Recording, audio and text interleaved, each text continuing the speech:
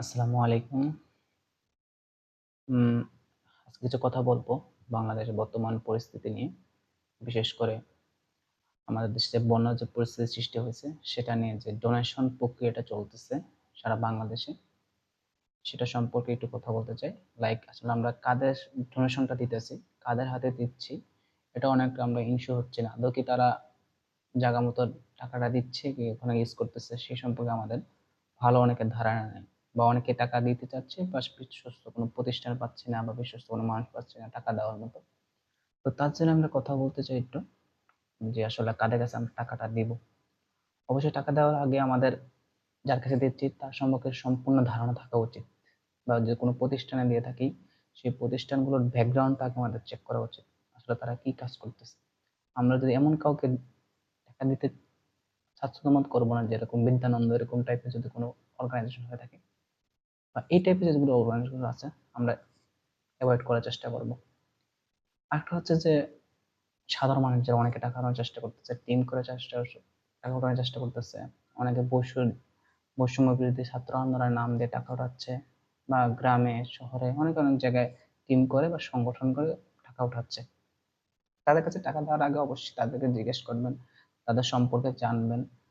জানার পর যে আপনি ওনাদের কথাবার্তা সবকিছু স্যাটিসফাইড হন, দেন আপনি ওখানে টাকাটা দিবেন। ঠিক আছে? যদি আর টাকাটা আজকে আপনি যদি সচেতনভাবে না দেন, আপনার টাকাটা মার হয়ে যেতে পারে। কারণ আমরা বিগত বছরগুলোতে এরকম পরিস্থিতির শিকার হয়ে আসছি। তো অনেক ইউটিউবার আছে যারা এই সমস্ত জিনিস নিয়ে বিজনেস করে তাদের প্রফেশন হয়ে যায়। তো টাকা দেওয়ার আগে অবশ্যই আপনি কয়েকটা জিনিস ফলো করবেন। এক নাম্বার হচ্ছে, অবশ্যই যার কাছে দিচ্ছেন অবশ্যই সে পরিচিত হতে হবে। হয় অবশ্যই তার সম্পর্কে আপনার ভালো জানাশোনা থাকতে হবে।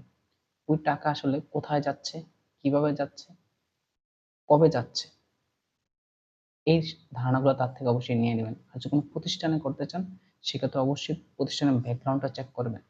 আদৌ কি তার নামে কোনো, ওই প্রতিষ্ঠানের কোনো ব্যাকগ্রাউন্ড খারাপ আছে কিনা, বা এরকম টাকা মেরে দেওয়ার কোনো পসিবিলিটি আছে কিনা, সেই জিনিসটা দেখে নিবেন। তো আর কিছু প্রতিষ্ঠান আছে, যেমন আশ্রম প্রতিষ্ঠান, ফাউন্ডেশনের মতো ভালো ভালো প্রতিষ্ঠান আছে। এই সমস্ত প্রতিষ্ঠানে আপনারা ডোনেশন করতে পারেন এবং নিশ্চিন্তে ডোনেশন করতে পারেন।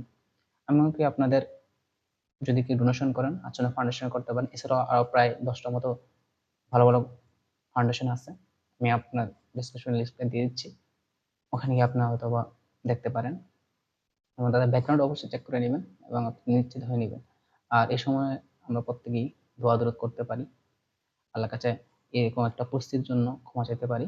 আল্লাহ তাদের আমাদের সকলকে সকল পরিস্থিতি থেকে রক্ষা করে এবং নতুন বাংলাদেশকে একটা সুস্থ পরিবেশে নিয়ে আসে। আসসালামু আলাইকুম।